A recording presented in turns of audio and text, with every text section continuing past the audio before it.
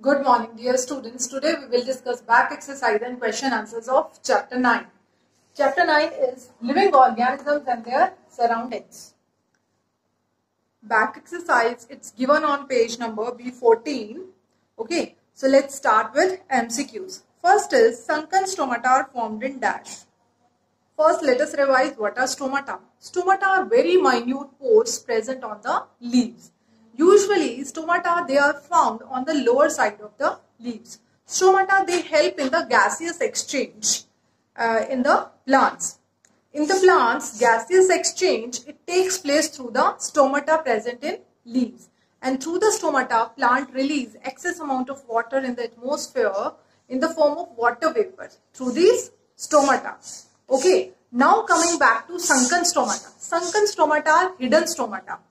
They are present in a small pit in the inner leaf layers. Why is it so? Because it helps in preventing the water loss from the plants. So sunken stomata, they are formed in xerophytes. What are xerophytes? Xerophytes are the plants that grow in deserts. We know that in deserts there is less rainfall and there is shortage of water. Okay. So the sunken stomata, they are formed in xerophytes so as to minimize the water loss from the plants. Next is which group of animals have fins and gills? Fins and gills, they are found in fishes. Gills, they help fishes in breathing underwater, and fins help fishes to swim. Next is which one is modified for vegetative propagation? So the answer is potato. If we take a part of potato with the bud, okay, and if a part of potato with the bud, if that will be sown in the soil and necessary conditions for the growth will be provided like water, manure and the sunlight, then that potato with the bud, it will grow into a new plant. Okay. Next is light, spongy, hollow bones are the features of aquatic animals, which is best suited for xeric mode of life. Xeric mode of life means where there is the dry climate. So the answer is camel. We know that camels, they can survive in deserts, and in deserts there is hot and dry climate. Plants make their own food, that's why they are called autotrophs, because autotrophs are the organisms that can make their own food.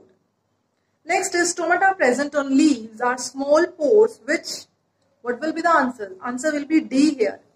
So the stomata, they excrete water vapors, and number 2, they excrete carbon dioxide.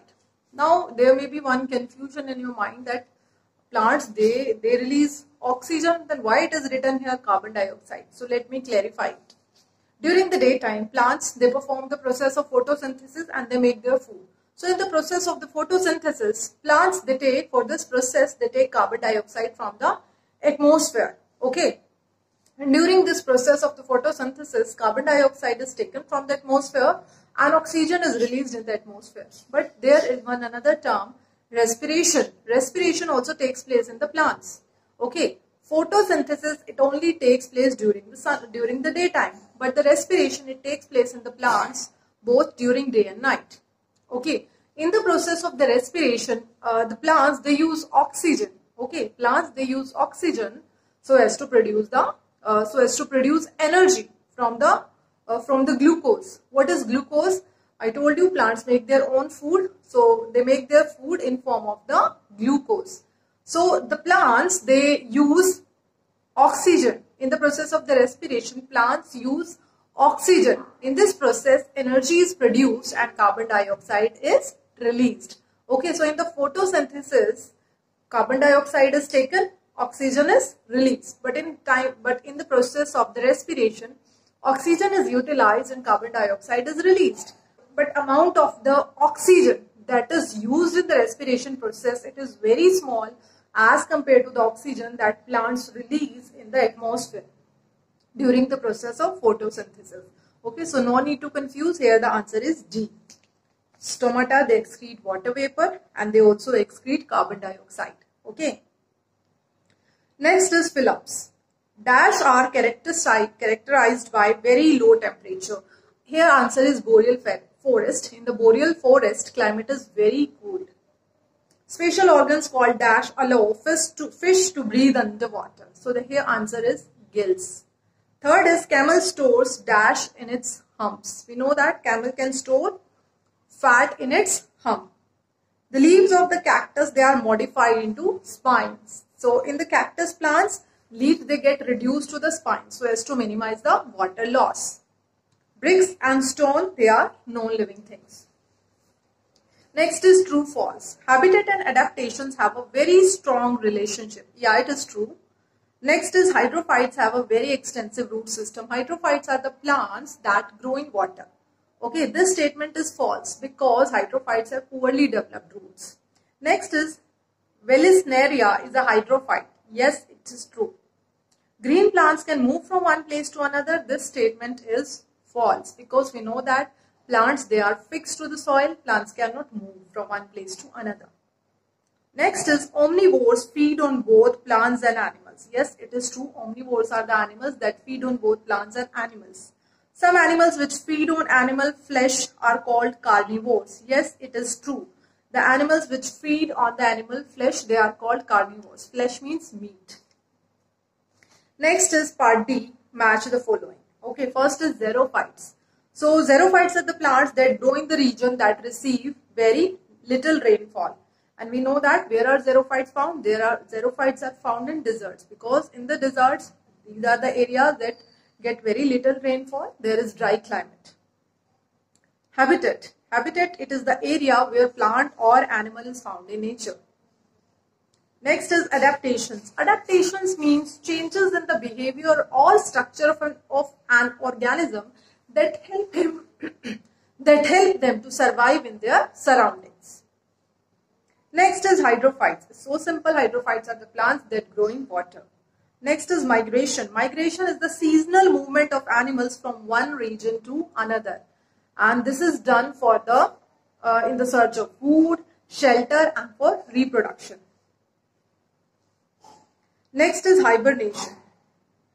In some places, winters, they become very harsh, and it becomes very difficult to survive over there in that harsh environment. So some animals, they reduce their activities during this winter season. Okay, during those some months of the winters.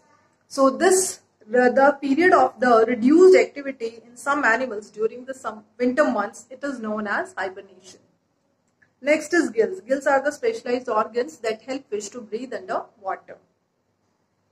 Next, I am starting with part E, that is explain the differences between the following. First is movement and locomotion. Okay, this is movement. Here I have written about locomotion.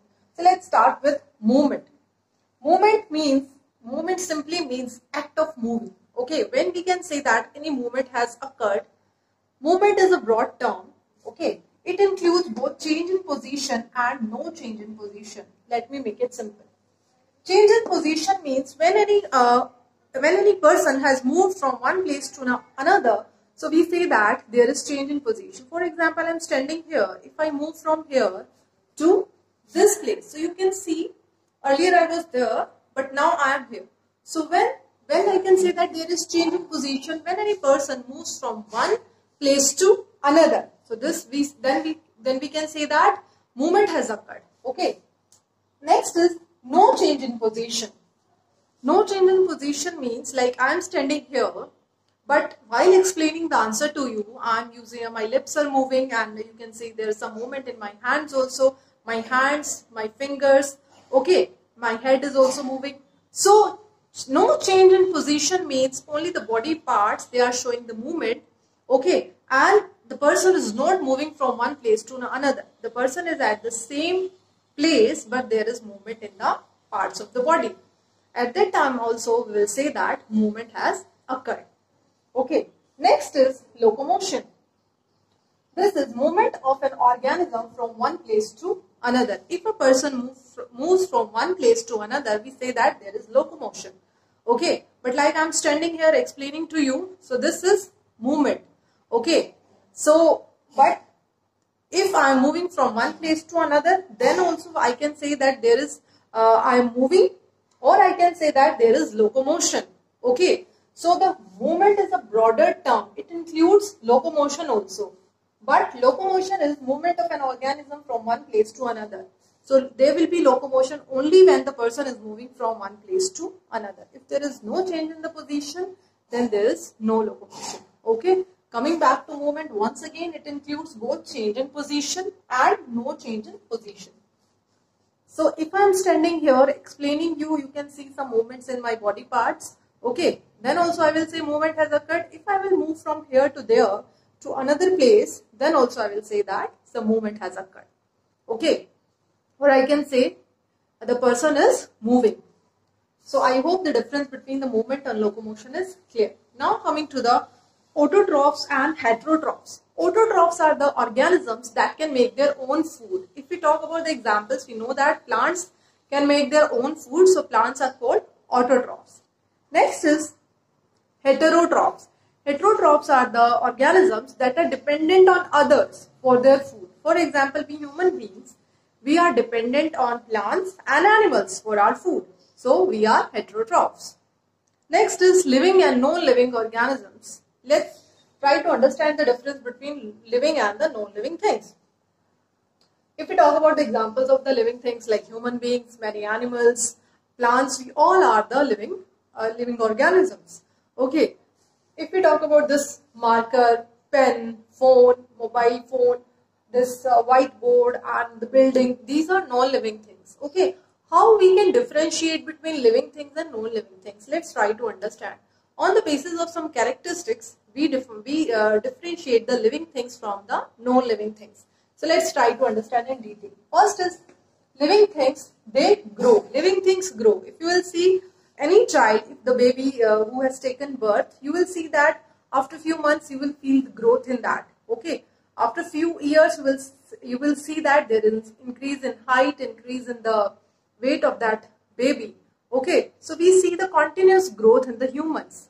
But if in plants also you can see, first we sow the seed in the soil, we provide water, manure and the sunlight to that. Then after few days we get a seedling. Okay, seedling means the young plant that has just come out of the seed.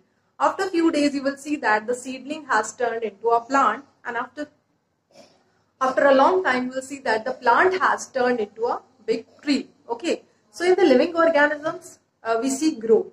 But if we talk about the non-living things, they cannot grow. If you see the table, chair present around you, okay, so you will notice that even after few months or even after years, you will see that there is no growth in them. The shape and size remains same. Okay, now coming to next, they reproduce. Living things reproduce. What is the meaning of this? Reproduction means the process by which the living organisms, they produce young ones of its own kind. For example, human beings, the mother, in case of human beings, mother gives birth to a baby. Okay, if we take the example of the elephant, so elephant it gives birth to a baby elephant. Okay, so the reproduction means producing young ones of its own kind. Plants also reproduce. Okay, plants they can reproduce either with the help of the seeds or any other plant part. Okay, now non-living things. Non-living things, they do not reproduce. If you take the example of any non-living thing like building, marker, book, notebook, do they produce young ones of its own kind? No. So the non-living things, they do not reproduce. Next is, living things need food for their survival. Yes, food is very important for the survival of living things. But the non-living things, they do not need any food. Next is, living things, they excrete waste products. Living things, they excrete waste products. And this process of removing the waste products from the body, this process is known as the excretion. But if we talk about the non-living things, in the non-living things, no waste products are formed, and no, there is no excretion in the non-living things. Next is, living things respire.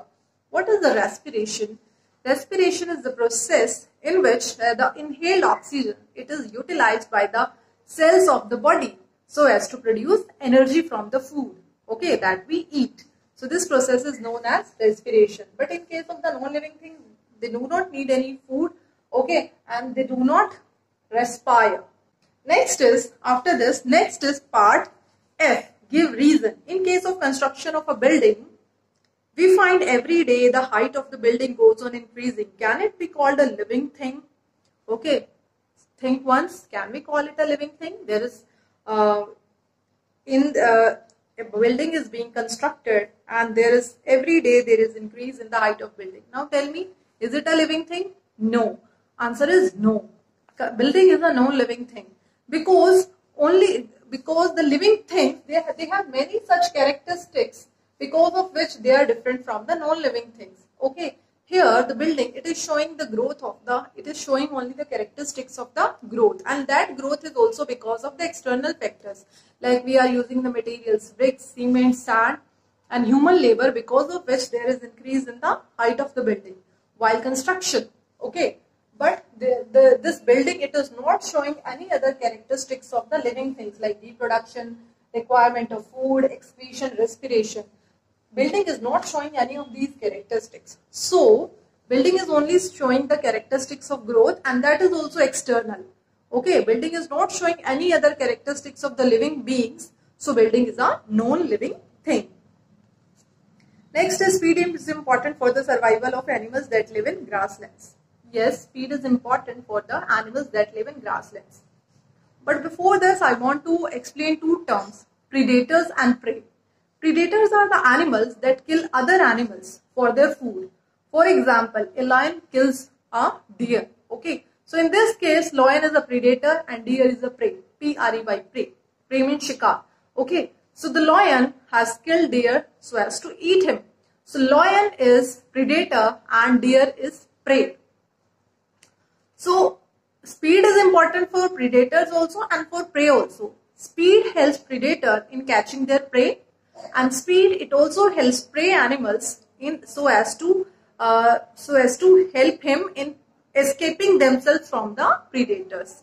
Okay, speed also helps these prey animals in escaping themselves from the predators. Next is stomata are important for the leaves. We have studied about the stomata just in the beginning, that stomata are the very minute pores usually found on the lower sides of the leaves. Okay. They help in the gaseous exchange, okay, and they also help in releasing the excess amount of water from the plants in form of water vapors into the atmosphere. Next is part G. Through which part of the body fish absorbs oxygen? So the answer is gills. Identify and name the characteristic of life which expressed in bold. The crow lays eggs in its nest. This is showing the reproduction property, okay, because crow has laid eggs, okay. So yeah, after some times young ones will come out of it. So here reproduction characteristics of the living being has been shown. Next is Pooja has grown taller than her mother. So here growth characteristic has been shown.